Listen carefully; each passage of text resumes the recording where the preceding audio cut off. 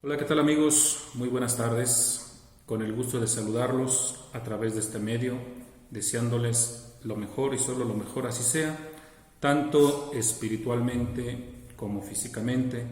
Su servidor y amigo Martín Ramírez, en esta primera clase que ya lo habíamos acordado, nuestra primera clase de Biblia en Internet para todos ustedes y con muchísimo gusto. Vamos a dar inicio, no sin antes encomendarnos al Señor a través de la oración. Por lo tanto, ahí en el lugar en el que estás, que naturalmente es tu casa, yo te pido que en un momento de recogimiento, de paz interior, te entregues al Señor a través de la oración. Tenemos mucho que pedirle al Señor. Recuerda que somos indigentes espirituales y necesitamos su ayuda.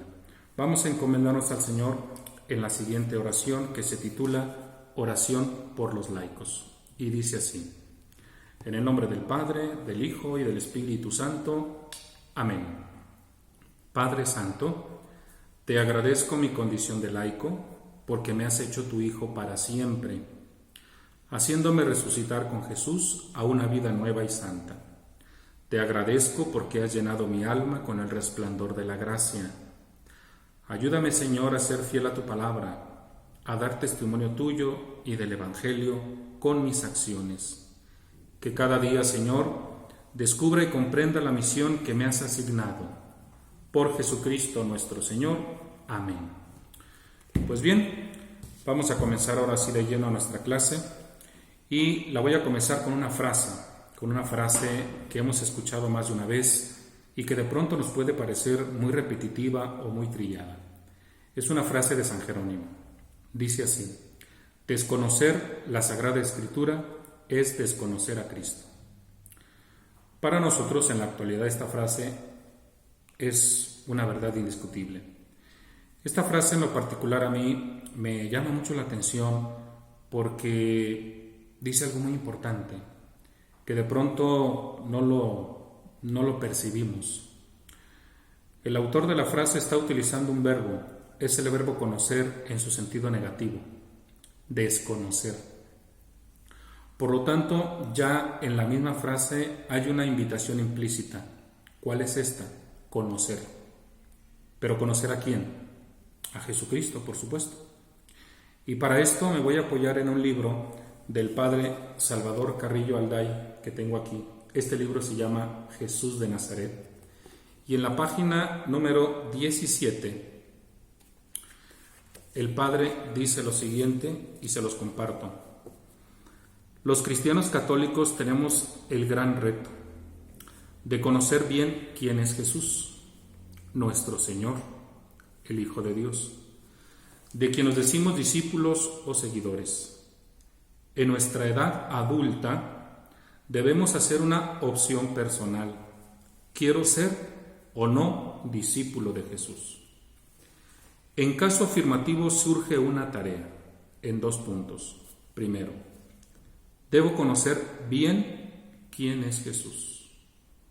Número 2, tengo que conocer su camino, su doctrina y esforzarme por vivirla. Repito, tengo que conocer su camino, fíjese bien, conocer su camino. Número 2, conocer su doctrina y esforzarme por vivirla. Entonces aquí hay una invitación extra que nos hace el Padre en este libro. Que no basta con conocer, sino que también hay que vivir. ¿Pero vivir qué? Vivir la vida de Cristo. En otras palabras, convertirnos en Cristos vivientes. Y para entender un poquito más esto, me voy a apoyar en la Sagrada Escritura, ¿sí? La Biblia, que ojalá ustedes también en su casita me vayan siguiendo con los textos bíblicos que voy a ir utilizando. La primera que vamos a utilizar se encuentra en la carta a los Romanos, en el capítulo número 8, versículos del 18 al 30. El contexto de esta perícopa, ¿sí? Quiero que la vean. El contexto de esta perícopa que voy a estar citando, nos habla sobre los sufrimientos que el cristiano, según San Pablo, va a padecer. Recordemos que San Pablo es un hombre realista, no es un hombre fantasioso.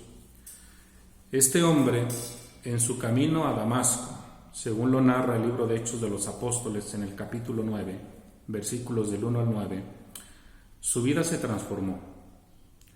Su vida dio un giro de 180 grados, y eso lo sabemos perfectamente bien para los que ya hemos estudiado vida y obra de San Pablo. Por lo tanto, este hombre del que estoy hablando, al ver su vida transformada, al ver que su vida dio un giro de 180 grados, se convierte de un perseguidor a un perseguido.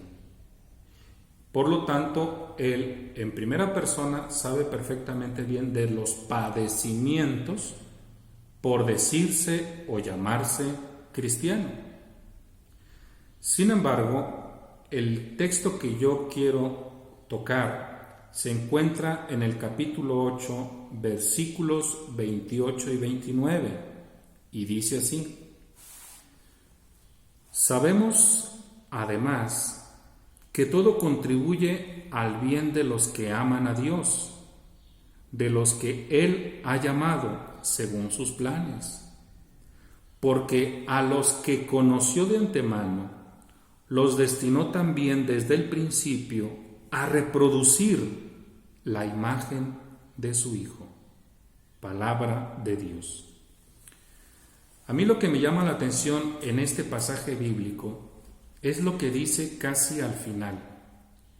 Dice, porque a los que conoció de antemano, los destinó también desde el principio a reproducir la imagen de su Hijo.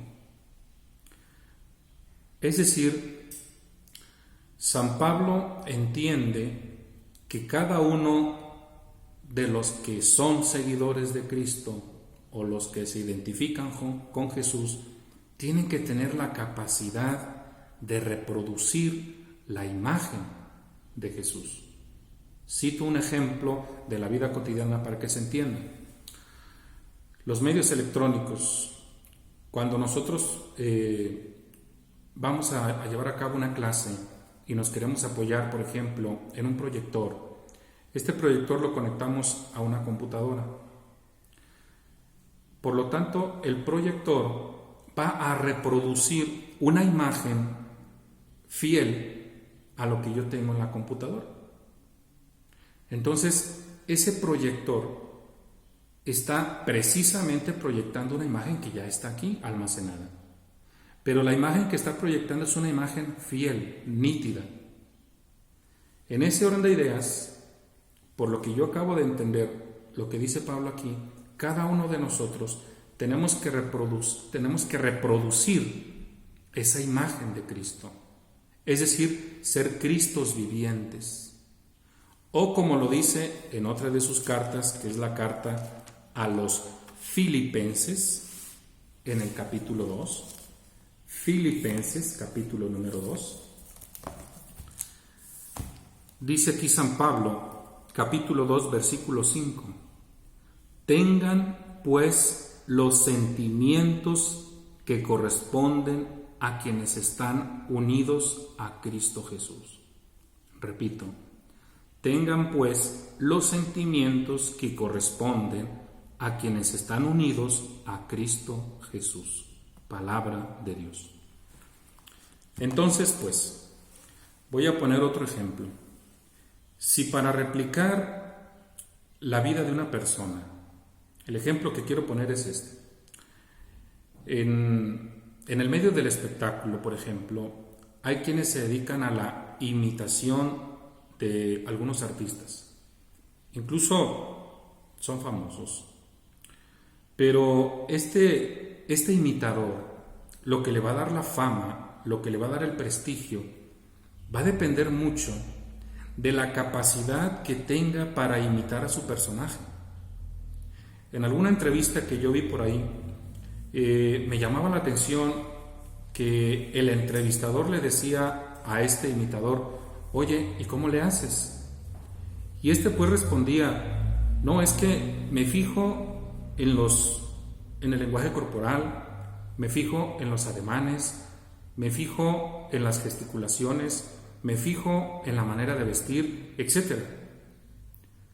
Todo eso sumado le da como resultado un éxito, porque esta persona va a ser contratado porque prácticamente en un 99% está imitando a su personaje. En ese sentido, es lo que yo quiero que entendamos hoy.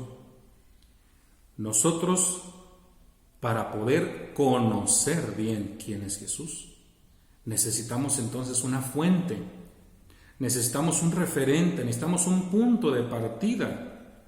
Si este imitador del que estoy hablando, su referente es el personaje mismo al que va a imitar, pues para nosotros, nuestro referente para a quien vamos a imitar, a quien queremos conocer, sin lugar a dudas, es la Biblia, la palabra de Dios, que con mucho cariño nosotros nos dirigimos a ella. La Biblia para nosotros entonces va a ser nuestro referente para conocer perfectamente bien quién es Jesús, particularmente en su segunda parte, que es el Nuevo Testamento, y de una manera muy peculiar en los Evangelios. Pero para nosotros, estudiantes de Biblia, tenemos que dejar bien claro que la Biblia, la Sagrada Escritura, esta, no nos cayó del cielo. Yo se los he dicho muchas veces en el salón de clases, que la Biblia nace en un contexto de la historia del género humano. Por lo tanto, yo siempre, como perico, les he dicho: miren, para un texto hay un contexto. Y nosotros, como verdaderos estudiantes de Biblia, tenemos que ubicar el contexto, el quién, el cómo, el cuándo, el dónde, para poder hacer una sana interpretación de la Sagrada Escritura. Por eso, nuestro tema del día de hoy, en Introducción a la Biblia, nuestro tema se llama Así nació la Biblia. Este es nuestro tema del día de hoy. Así nació la Biblia. Para todos aquellos que ya tienen su manual, ¿sí? Aquí está el tema.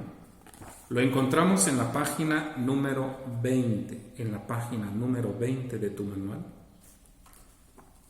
Así nació la Biblia. Este es nuestro tema. Recuerden que voy a hacer una síntesis rápida de lo que hemos venido viendo en esta materia de introducción a la Biblia. Lo primero que vimos, ustedes recordarán, fue la importancia de la Biblia para nuestras vidas. Porque yo les dije oportunamente, muchos estudiantes en Sagrada Escritura lo primero que quieren saber es cómo manejarla, cómo leerla. Eso de pronto no es lo más importante. Para mí lo más importante es que tú estés consciente de lo que es esto.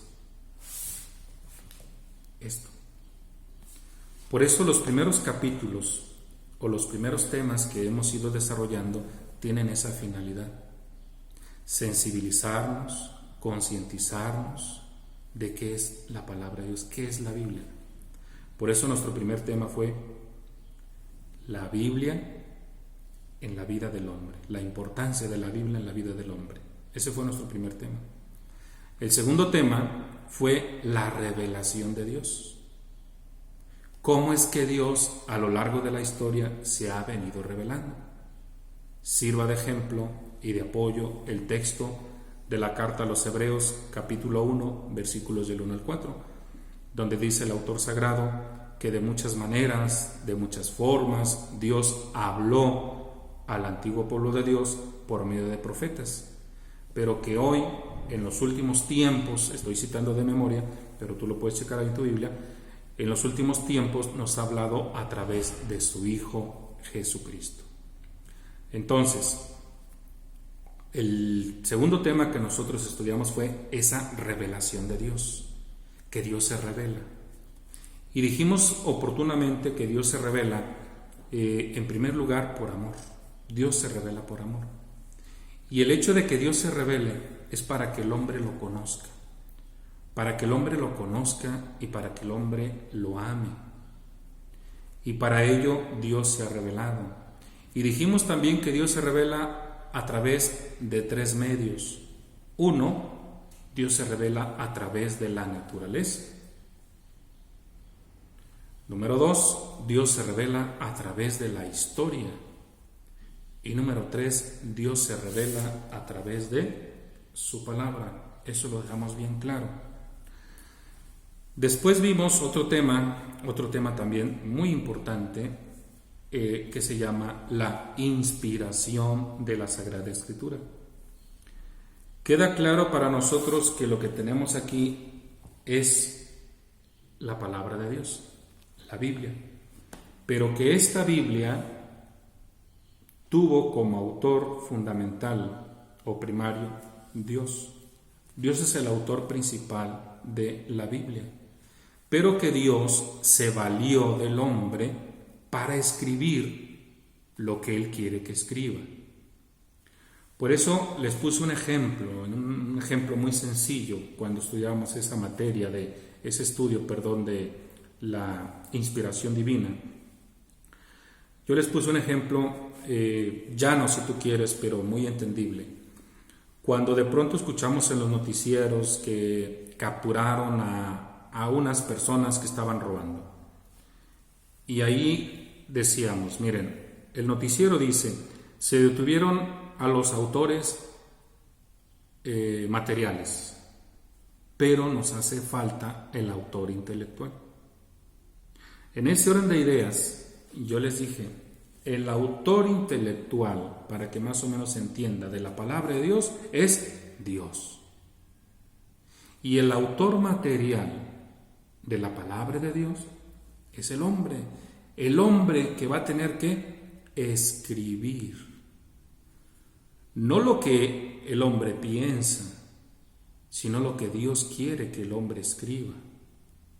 Pero este hombre, lo dijimos también muy oportunamente, va a escribir según sus conocimientos, que pueden ser muy vastos o que pueden ser muy pocos, ¿no?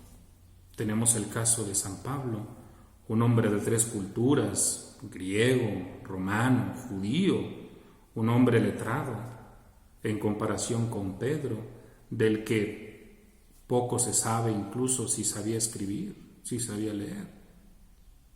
Entonces, nosotros vemos que en este proceso de la Sagrada Escritura, pues Dios fue el autor intelectual, que el hombre fue el autor material, pero que el hombre está condicionado por su manera de pensar, por su manera de ver las cosas, y por lo tanto el hombre va a exponer lo que desde su experiencia él entiende, lo que Dios le está inspirando.